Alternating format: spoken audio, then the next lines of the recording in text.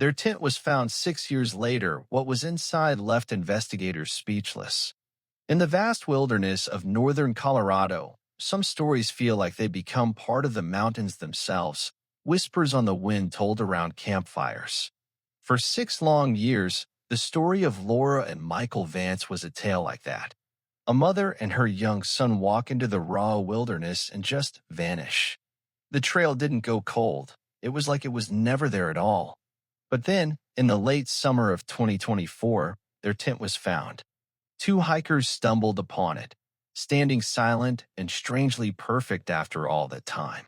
What they and investigators found inside didn't just reopen a cold case. It left them with a question that had no earthly answer, leaving everyone completely speechless. This isn't just a story about someone going missing. It's about a discovery that defies all logical explanation. To really get the weight of this mystery, you have to know who was lost. Laura Vance was 38 back in the summer of 2018. By trade, she was a pediatric nurse, known for being calm and competent, a rock in her small Fort Collins community. But her real passion was far from the hospital halls. It was in the rugged beauty of the Rocky Mountains. Laura wasn't just a casual hiker. She was a seasoned pro. Taught by her park ranger father, she'd been hiking since she was a teenager. She understood the mountains. She respected their power and was incredibly meticulous in her planning. She always had the best gear, studied maps for weeks before a trip, and never, ever took a foolish risk. Her hiking buddy was always her 7-year-old son, Michael. He was a bright, curious kid with his mom's deep-set brown eyes and a wild shock of sandy blonde hair. While other kids his age were glued to screens, Michael was out collecting rocks, learning animal tracks, and filling notebooks with detailed drawings of plants. He was a little explorer, and Laura was his guide. Their bond was deep, built in the quiet of the forest and the awe of seeing a mountain peak up close. The wilderness wasn't something to conquer for them. It was their sanctuary. And it's this love, this deep respect for nature, that makes what happened next so impossible to understand. Part 1. The Last Trip. In mid-September 2018, with the aspens starting to turn gold, Laura decided to take Michael on one last trip before winter set in. They were headed for the Rawah Wilderness, a notoriously rugged and remote part of the Medicine Bow Mountains. The Rawah isn't for the unprepared. The name itself is a Ute word for wild, and it lives up to it. It's all sharp peaks, deep valleys, and dense forests that can swallow you whole. But for Laura, it was a familiar challenge. She chose a well-known route, a 3-day, 2-night loop to a string of alpine lakes. She planned it all with her usual precision. She left a detailed itinerary with her sister, Sarah, showing their route, campsites, and their expected return time, 5 p.m., Sunday, September 16th. She packed for everything: freezing temperatures, rain, even a freak snowstorm. She had a personal locator beacon, a satellite phone, and enough food for 5 days, just in case. On the morning of Friday, September 14th, she signed the register at the West Branch trailhead. In her neat handwriting, she wrote, Laura and Michael Vance. Destination, Blue Lake. 2 nights. Be back Sunday. It's the last known record of them. When Sunday evening came and went with no call, Sarah started to worry. It was completely out of character for Laura to be late and not check in. By Monday morning, worry had turned to panic. Sarah called the Larimer County Sheriff's Office, and a search and rescue operation was launched. The initial search was huge. Dozens of trained volunteers and deputies fanned out from the trailhead. They had her itinerary, which should have been a massive advantage. They knew where she was supposed to be. Helicopters with thermal cameras scanned the forest, while dog teams worked the ground, their calls echoing into the trees. But right from the start, there were problems. The terrain was brutal, a maze of fallen trees, steep ravines, and boulder fields that slowed everyone to a crawl. Then, on day 2, the weather turned. A storm, way worse than forecasted, rolled in. The temperature dropped, and a cold, driving rain started, quickly turning to heavy, wet snow at higher elevations. The helicopters were grounded. The trails became a mess of mud before being buried completely, wiping out any possible tracks. The search teams had to pull back. It's a tragically familiar story in wilderness disappearances. It brings to mind the case of 6-year-old Dennis Martin, who vanished in the Great Smoky Mountains in 1969.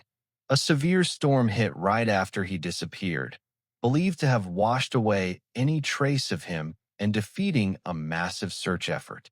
For the teams looking for Laura and Michael, it felt like a cruel repeat of history. They searched for 2 more grueling weeks as hope faded. They scoured the area around Blue Lake, their main target, but found no sign of a camp. They checked every trail and every possible shortcut. They found nothing. Not a footprint, not a dropped wrapper, not a single thread of clothing.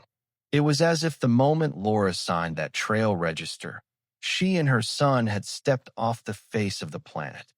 Finally, with winter closing in, the official search was suspended. Laura and Michael Vance were listed as missing, presumed to have been taken by the very wilderness they loved. Part 2. The Silent Years. In the years that followed, the story of Laura and Michael Vance changed. It stopped being an active case and became local folklore, a cautionary tale told by hikers in the region. The Rawah already had its ghost stories, but this one felt different, more raw and tragic. The thought of a skilled mother and her young son being so completely swallowed by the wild was deeply unsettling. It hits on that primal fear of the unknown, of the sheer, indifferent power of nature. For Laura's sister, Sarah, the silence was agonizing. There was no closure, just a giant, unending question. Every spring when the snow melted, a small, privately funded search would begin again. Friends, family, and a few dedicated volunteers would return to the Rawah, walking the same trails, calling the same names into the same quiet woods, hoping a new season might uncover a clue. Every search ended the same way, with nothing. The case has haunting echoes of the disappearance of 2-year-old Daor Coons Jr. in Idaho back in 2015. He vanished from a remote campsite, and even after years of searching, not one piece of physical evidence has ever been found. When there's no trace, that void gets filled with speculation, rumor, and a grief that never really goes away. It was the same for the Vance family. With no evidence, every horrible theory seemed possible. A rockslide? A hidden crevasse? Or did they run into the wrong person on that remote trail? Investigators kept the case file open, but it just gathered dust. The official theory was the most logical one. They got lost in the storm, and the wilderness simply took them back, leaving nothing behind. It happens. People can disappear out there with terrifying ease. But for those who knew Laura, her skills, her meticulous planning, that explanation never felt right. She wasn't the type to get lost or be unprepared. Something else had to have happened. But what? As 6 years went by, the mystery only got deeper. The story of Laura and Michael became a scar on the local community, a reminder that sometimes you don't get answers. Part 3. The Discovery. On August 22, 2024, 6 years after Laura and Michael disappeared, 2 backpackers from Denver, Ben Carter and Chloe Davis, were deep in the Rawah Wilderness. They were experienced hikers looking for a challenge, navigating off-trail with GPS and maps. They were exploring a remote basin miles from any marked trail, an area that wasn't on Laura's itinerary and had been a low priority in the original search. While bushwhacking through thick spruce, Ben saw something. It was a flash of blue. It didn't belong. Curious, they pushed through the undergrowth into a small, hidden clearing. And there it was, a tent. It was a high-quality, 4-season tent, exactly the kind of hiker like Laura would have. It was pitched perfectly, guy lines tight, rain flies staked down. The shocking part was its condition. It wasn't collapsed or shredded from years of wind and snow. It looked almost new. The fabric was sun-faded, but totally intact. It looked like it had been set up a week ago, not left to face 6 brutal Colorado winters. Ben and Chloe just stood there, a weird sense of unease washing over them. This was wrong. A tent in this condition, this far out, had to be a recent campsite. But who would camp here, with no trail and no obvious water source? Ben cautiously called out, "Hello? Anyone here?" Only the wind and the trees answered back. They crept closer to the tent. The outer zipper was partly open. Peeking inside, they saw a backpack, a small stove, and a pair of hiking boots set neatly next to each other. The inner tent was also unzipped. A cold dread washed over Ben. He knew, with a certainty he couldn't explain, that this was something old. He remembered the stories, the local legend of the mother and son who vanished years ago.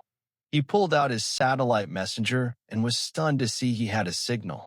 He sent a message to his emergency contact with their coordinates and a simple, chilling text, "Found an abandoned tent. Something's not right. Contact authorities."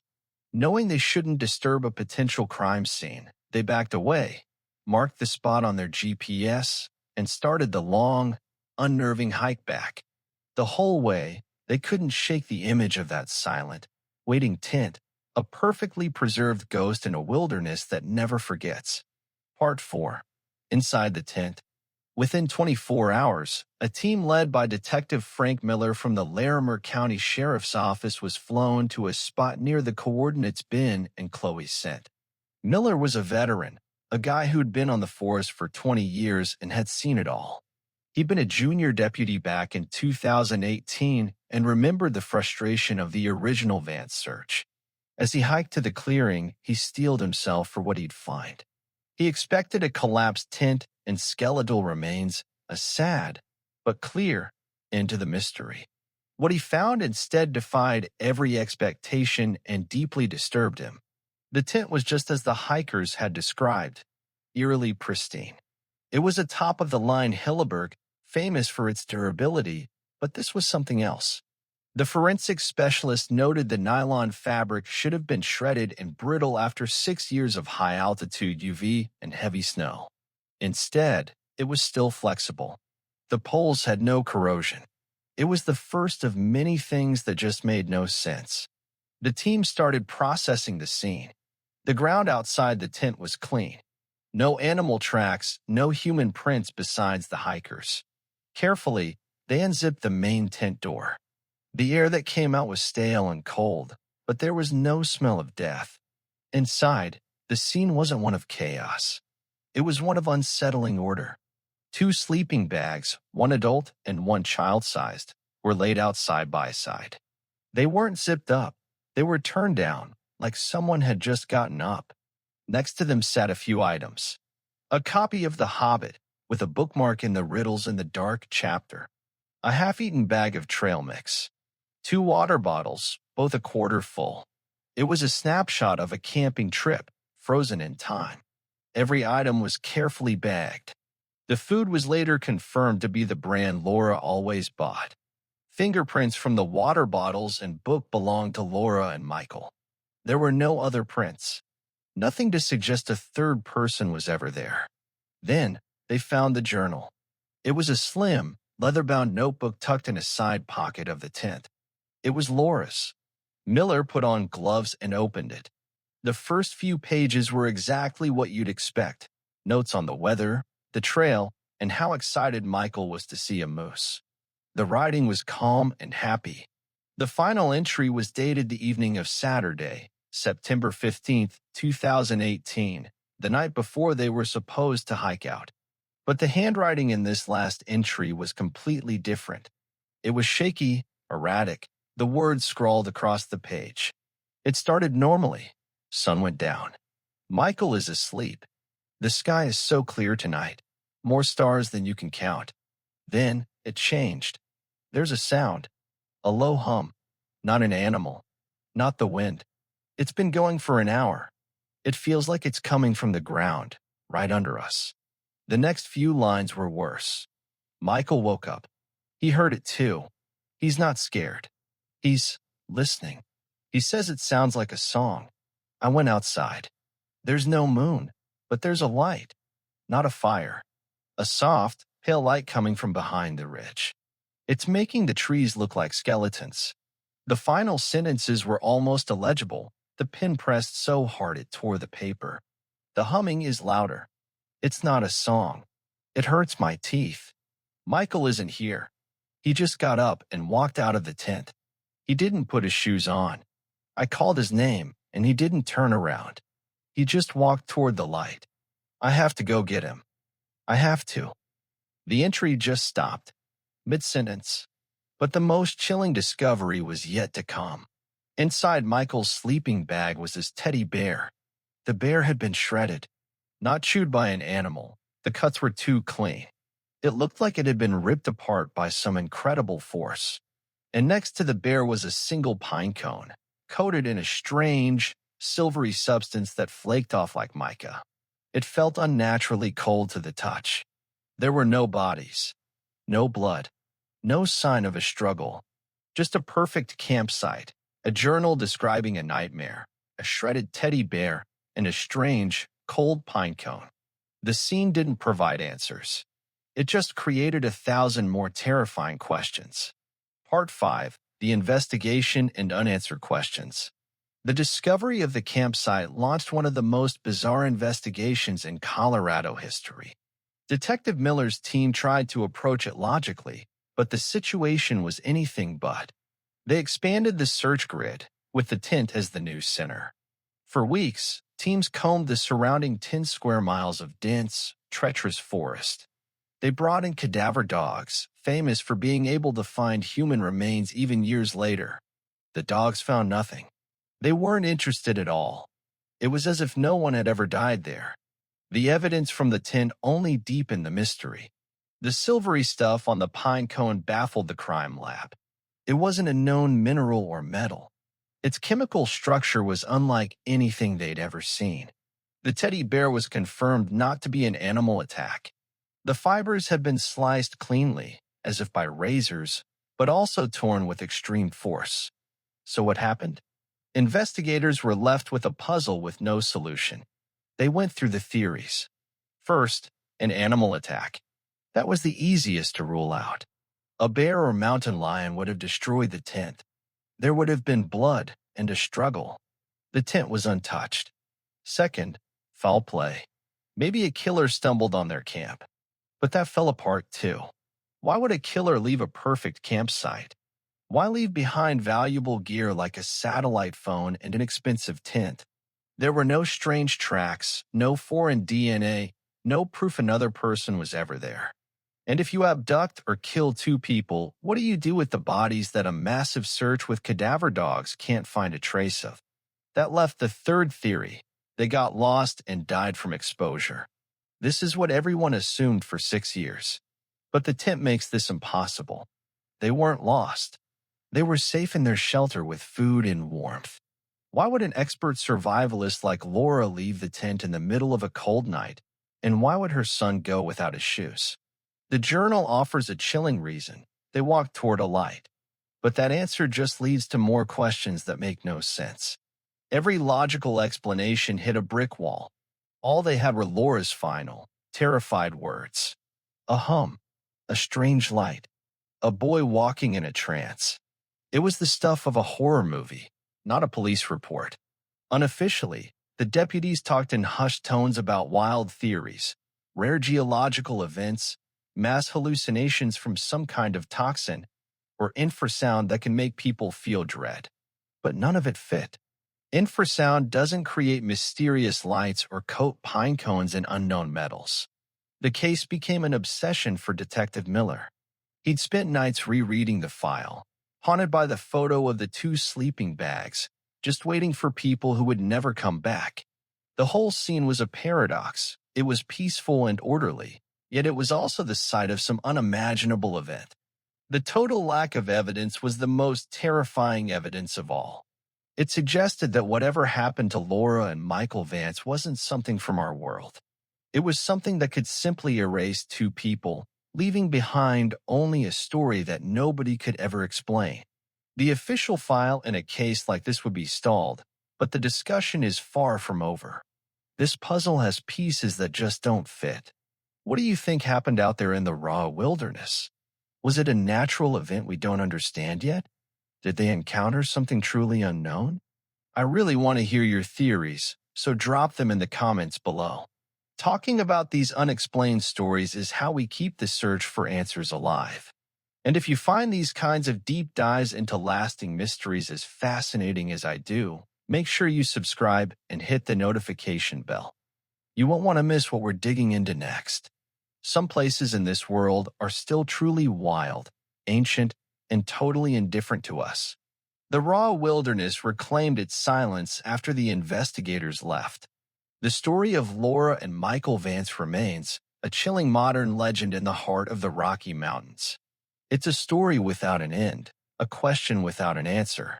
We're left with the haunting image of a tent, a silent shelter that held the last moments of a mother and son before they walked out into the night, drawn away by a mysterious light, leaving everything else behind. Their disappearance was a mystery, but the discovery of what they left behind is so much more unsettling. It's a stark reminder that there might be things in the quiet places of the world that we just aren't meant to understand. And sometimes, the scariest answer of all is no answer at all.